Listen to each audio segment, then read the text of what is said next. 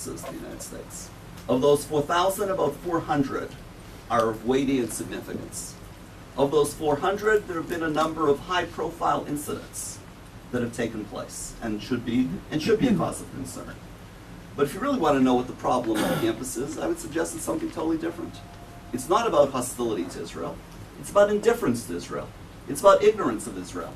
It's not knowing what it is, not knowing the difference between a Begin and a Peres, or more recently a Netanyahu and a Barak. It's that ignorance that is the problem. Ignorance leads to indifference, to not caring. Then the conclusion may very well be, why should America be supporting Israel? It's all havoc and chaos in the Middle East anyway. In other words, if you really want to make the case for Israel, it's not about hostility. It's about combating indifference, ignorance. It's about trying to introduce some wisdom and knowledge and scholarship. In other words, engage the campus as it's meant to be engaged, academically and intellectually, and much less with hysterical statements about the campus has become anti-Semitic. Frankly, we got an email from one of the top leaders of the American Jewish Committee, the so-called liberal enlightened Jewish organization. The email said, I would not send my daughter to Columbia because Columbia has become an anti-Semitic place. I went to Columbia. I studied at Columbia. I have my degrees from Columbia. I continue to enjoy positive relations with Columbia. The one thing I can promise you, I'm not saying Columbia is without problems, it's not anti-Semitic. Yet a respected American Jewish leader could draw that conclusion from what I call the hysteria within the Jewish community. And very last point is that if one is concerned about the place of Israel within American culture, the place to be concerned is the question of, will American Jews continue to make the case for Israel in a compelling way? And that assumes an American Jewish community that is knowledgeable, that is committed, that is secure and sure-footed in its pro-Israel mindset and in its Jewish identity.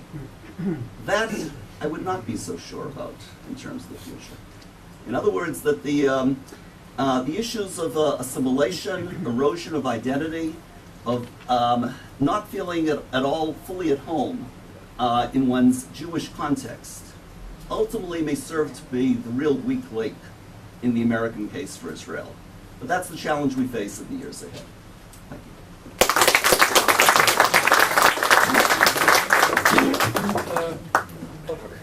Thank you. Eleni Ben David, Max Singer, Frida Kiet, Izzy Libler, Eran Lerman. What a list. Look, there'll be more from my experience. Shall we take them one by one? In a cluster, I mean, otherwise we take them in Professor Richard Landers. Okay. Howard Weisband. Okay, we must take them in a cluster, so we'll take 3 and 3. First one is Eleni and then Max.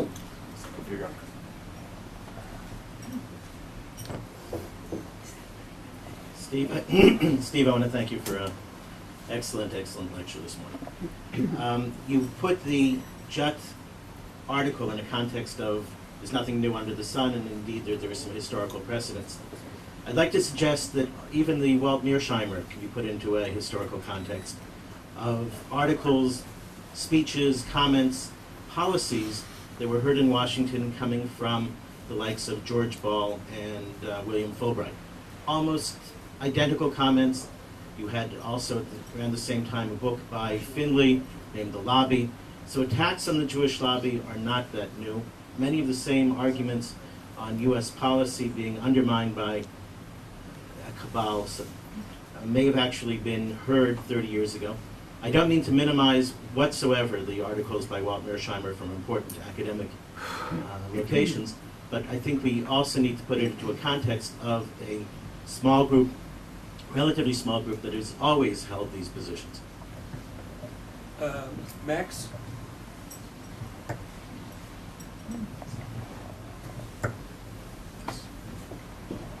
was a wonderful talk. I agree with most of the things you said. My problem is, in some ways, there are too many ideas. That the important issue that I thought we were going to talk about, and I think I need some help with, is it seems to me there is one thing which is new in the Walter Mearsheimer. Not the issue of ideas, Israel's immoral, Israel's a mistake, all those things are ideas. But the special thing is the Jews are cheating on us Americans. They're pretending to advise America, and they're really representing Israel, and they have too much power as Jews. That's a whole separate question from the ideas. Obviously, if they convince people of that, it undermines our ability to get our ideas across. But it's that attack which seems to me, I mean, it's certainly not new in the sense that nobody ever did it before, but it seems to me that Walter Mearsheimer and the book they're coming out with and Carter may be bringing it to a new level, and that represents a new policy question. How do we feel about it? Is this a danger? Should we do anything about it? How do we react? Because answering ideas is not the same as answering the charge that you fellows are cheating. Frida, end of the first class. I don't have to stand up, you can see me. Thank you for a wonderful lecture. Just two very quick questions, not speeches. It was interesting to me that in your enumeration of the 4 points of the backing for Israel, you did not mention specifically the world of evangelical Christianity. Did you mean to include that in your general statement about America being a Christian country? I do have some personal knowledge of that world and am overwhelmed by its enormous, for whatever their reasons, enormous support for Israel. And my second question is, is there some sinister force behind the publicity given to Walter Mearsheimer? This is some kind of academic essay in some obscure magazine. Who or what turned that into, the number one flavor of the day? Okay, let me try to take the questions perhaps in reverse order. Very quickly, first, in terms of evangelical Christianity, what I did was, I didn't want to go into it in full detail on it because it requires treatment in and of itself. What I was saying is that America is a Christian society, meaning the reverence for the Bible, the Holy Land is the land of the Bible, the connection as a result of Jews to that Holy Land, that occupies a high position within American Christian culture. Now, the evangelicals within that are obviously a very important grouping. I suggested, I alluded to it without confronting it head on, is that this makes American Jewry somewhat skittish. Namely, that the Christians that they like tend not to be outspoken about Israel. Christians that they don't care for are the ones who are outspoken. Again, there's some level of naivete here, I think, inside the Jewish community that's worth thinking about. I think Professor Richard Landis has written about this very compellingly. Namely, that sooner or later people wake up to the idea that the Messiah is not coming. I don't know, it takes an awful long time, apparently, because he hasn't come for a very long time, but we still think he's coming, or he's about to come. But sooner or later, people do wake up to this. And when they do wake up to it, they ask themselves, why hasn't he come? And in this respect, the history of Christian messianism is littered with Jewish scapegoating. So again, I didn't want to go into it in great detail because it requires full-blown treatment. What I'm saying is the Jewish community, I think, is somewhat naive on these issues. There's part of the Jewish community that says we want nothing to do with these people because they're not like us. And the other part of the Jewish community is saying that let's embrace them because who cares what their theology is? That's their own private business. We don't tell them how to pray. We do tell them how to pray. That's another matter. But we don't bother them, and they don't bother us. Reality is that the relationship between history, politics, theology is far more complicated than most of us would prefer. Would like to see it in any case.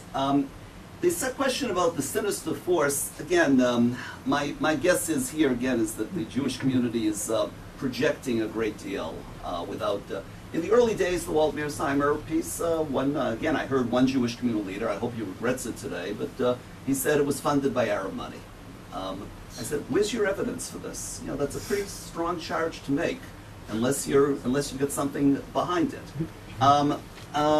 They wrote a piece. The piece did attract much more attention, I think, than anyone anticipated. If you asked me, people did ask me the day after the piece appeared, my reaction, naively and stupidly, was I said, it'll be forgotten in a few weeks. Who reads a London Review of Books?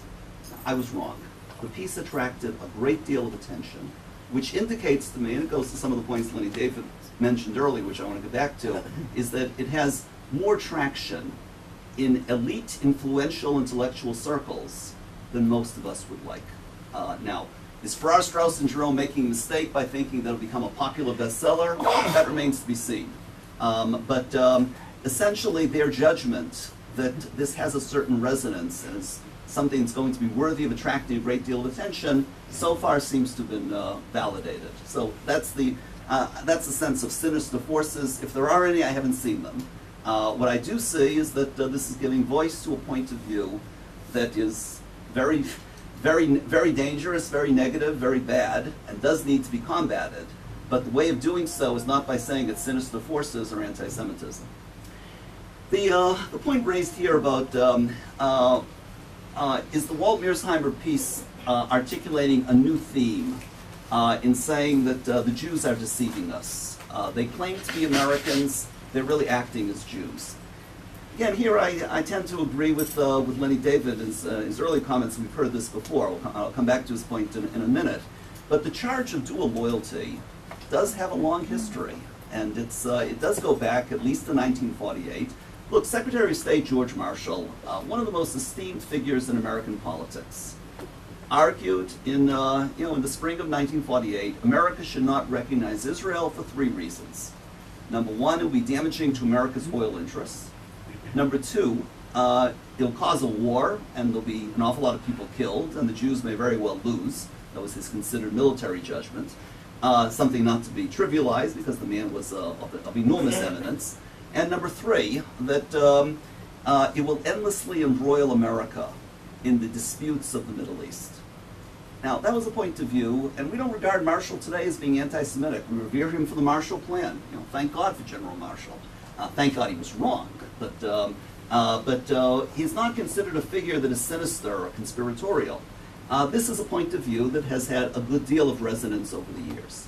Now, without question, in the 1950s, American Jews internalized the notion of double loyalty almost ad absurdum. In other words, they were incredibly sensitive to it. Henry Kissinger, not my favorite political theorist, but political activist, but he said it quite bluntly. He said, American Jews, like other Americans, have multiple loyalties. There's nothing un-American about that. In other words, again, American Jews hear the specter of double loyalty, and they get incredibly skittish. The answer to it is that other groups, the greatness of America's pluralism, is that it allows room for a great deal of collective minority politics. Think about the Electoral College for a second.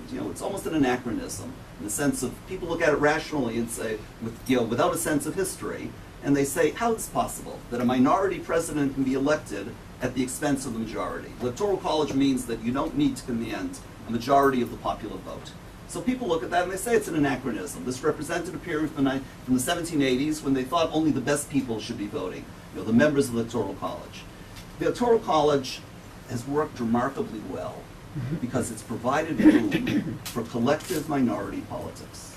That's as American as apple pie. So are Walt and Mearsheimer saying something new? No, I don't think they're saying anything new. What I am saying is that their charges have gained more traction in recent years. And this is what leads me to Lenny David's point, which I think is at the core of it. Namely that his argument is we've heard a great deal of this from the late Senator Fulbright, from George Ball, from Representative Finley. This is only another recycled version of it. Content-wise, perhaps. The difference is that Fulbright's made his points of view known at the height of the Vietnam War. No one blamed the Jews for the Vietnam War. The Vietnam War was regarded as a disaster by American public opinion. Yet no one said it's the Jews who have done this to us. Secondly, Finley, Ball, and Fulbright, in their own ways, were marginalized by the political culture. They were regarded as the real outsiders. Walt and Mearsheimer essentially have not been marginalized yet. That's a story that needs to play itself out. My concern is that it may very well gain traction within security and foreign policy circles of things that people never dared to say publicly, so to speak, have been given a certain voice, have been given a certain legitimacy.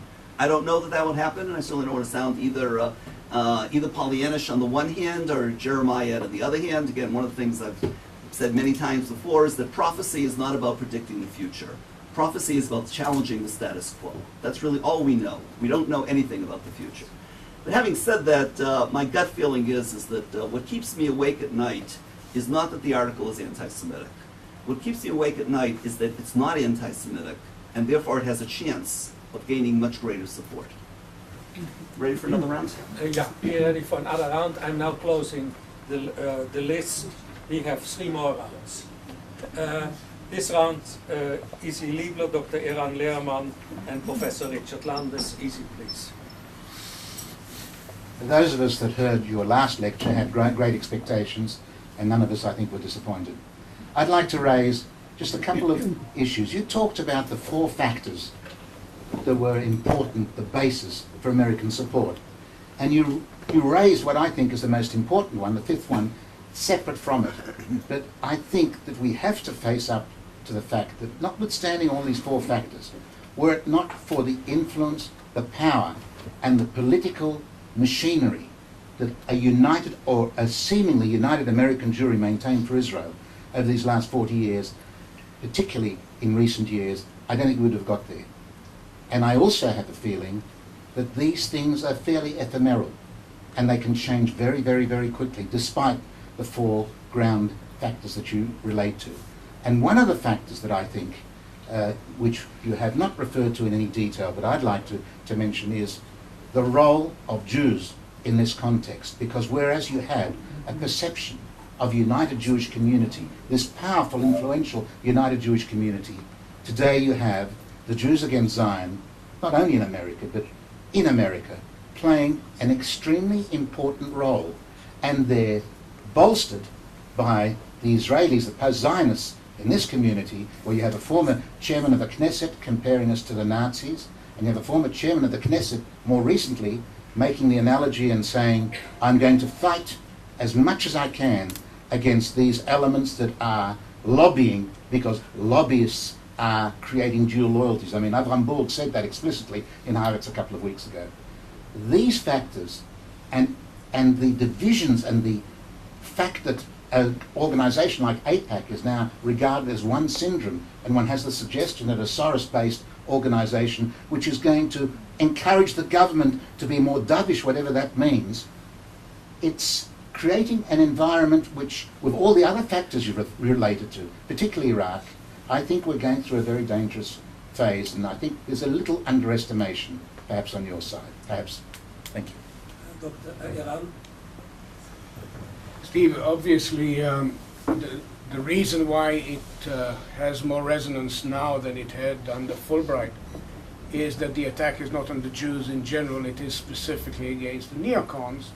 And the purpose of the way I read the Walter Mearsheimer paper goes like this. This was such a monumental stupidity, namely Iraq and what follows from Iraq. It couldn't flow from a rational analysis of American policy, therefore it's a conspiracy, therefore the Jews are behind it. And the purpose, quite specifically, I would say, is to deter American Jewry from supporting a forward strategy vis-a-vis Iran. It's obvious in the article, it's quite focused, and this is where it's going. The question is, well, there are 2 questions here. One is it going to succeed as a strategy of deterring organized American Jewry from taking a stand on a vital issue? And the second is, can there be any prospect of arguing against the realists on their own ground, as, for example, Martin Kramer has done in a seminal piece in Azure recently, saying, look, the reason American soldiers are not dying in this part of the Middle East, in the Eastern Mediterranean, is because Israel is an asset, not a liability. And arguing from history that it was the most anti-Israeli, so to speak, or the least influenced administration, Eisenhower, which actually turned around in '58 and realized that Israel was an asset after a very, very unpleasant period when a man like Bayrod would show up not at the AJC but at the ACJ annual conference. These things, you know, we were in much more frightening places 50 years ago, and we've turned around. And here's the question, you know, we can make a case, but we need to know our history so much better. Gerald, Richardson. Richard. Thank you.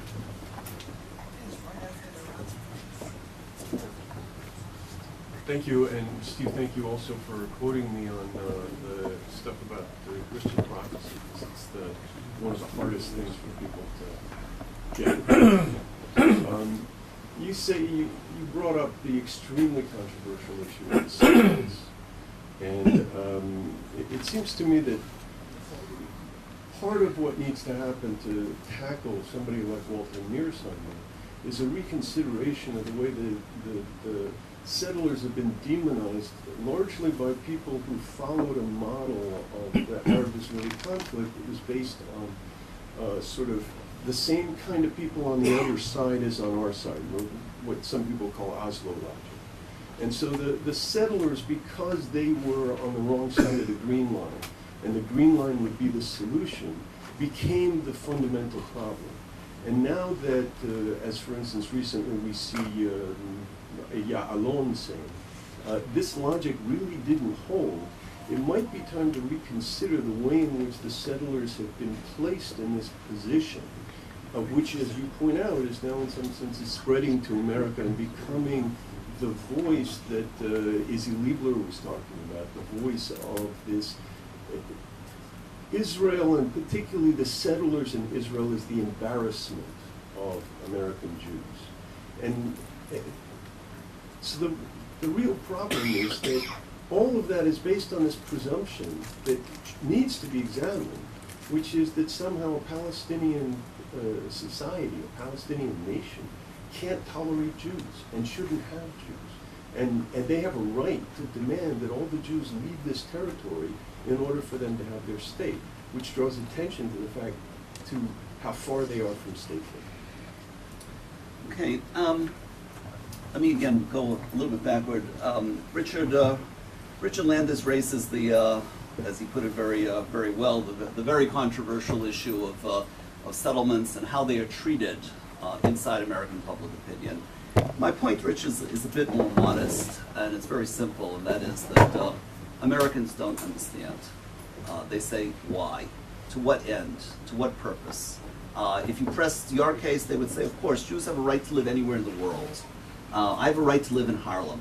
Why don't I live in Harlem? In other words, the question is not one of saying, let's elevate in principle the notion of areas of historical homeland that need to be Yud and Rhein. The question is to what end? Why? To what purpose? And in that sense, it's not a matter of the demonization of settlers per se, which I fully agree with you at times takes place.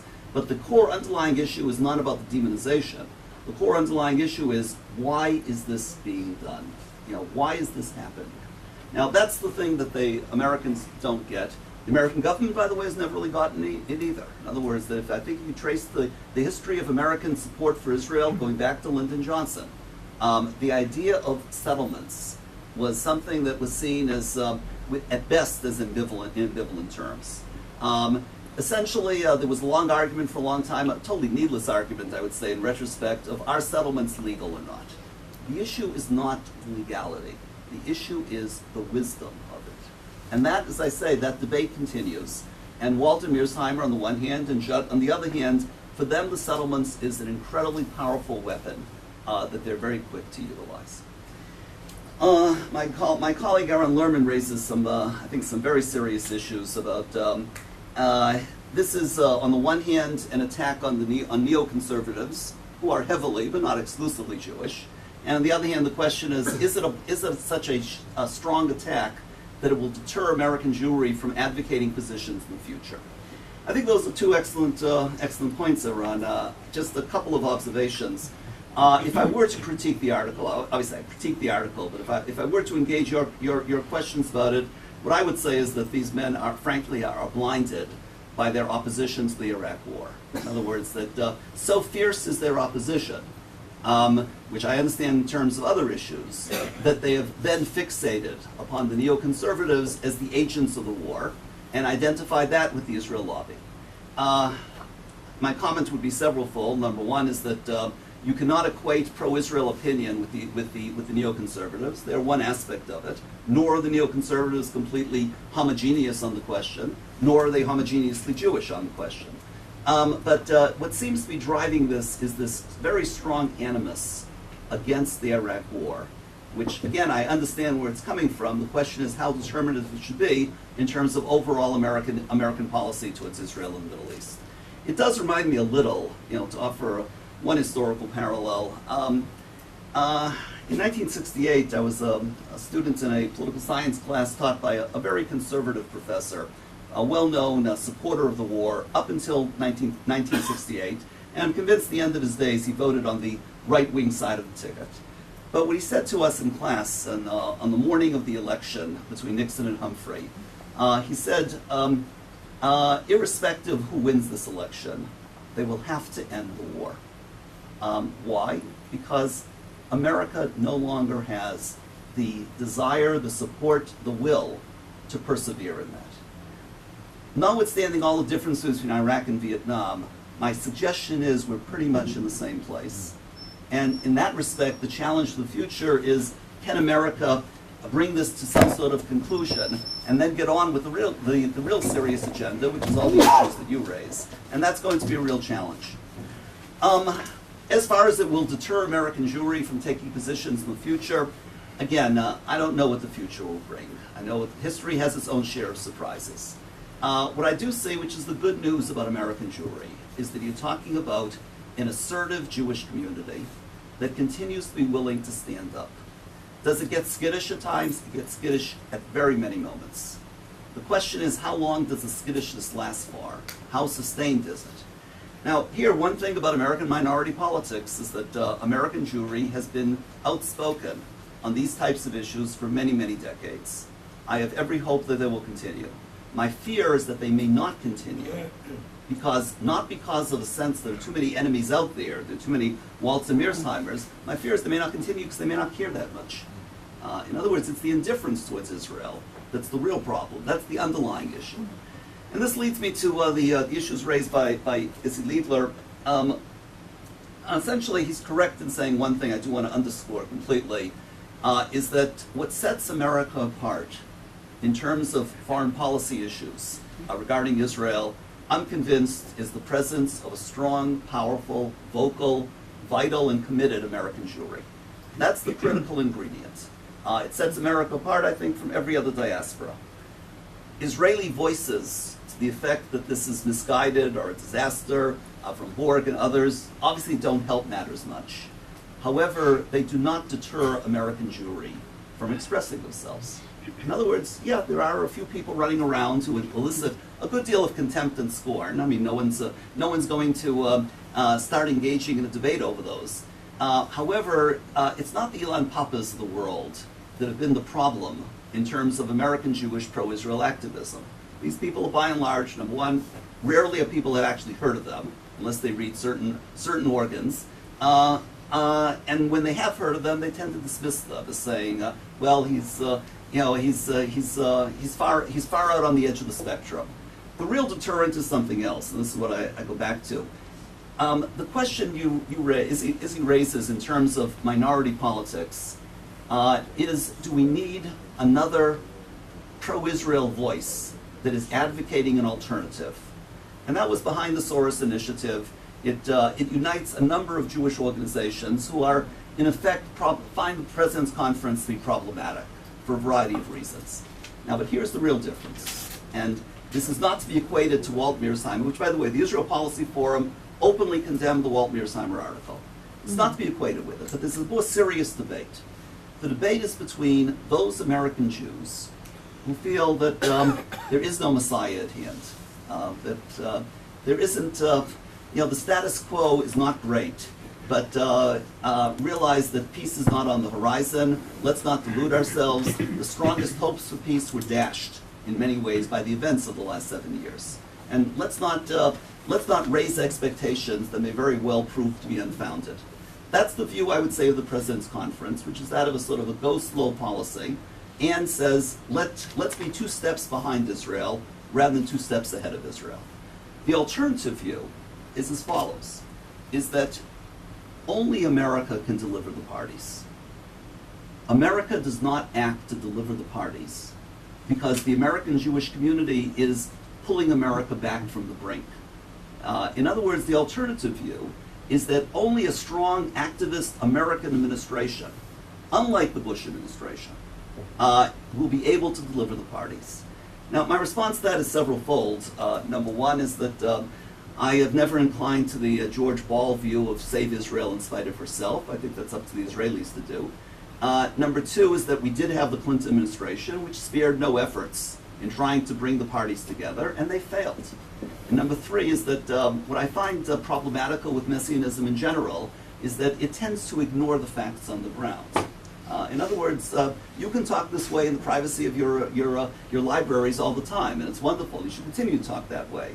However, when you start saying, let's have a strong American role, you're making assumptions about what will happen on the ground that may very well prove to be unfounded. Third before last round. Howard Weisman, Judge Gabriel Bach, Professor Gerald Steinberg. Howard? Hi, Steve.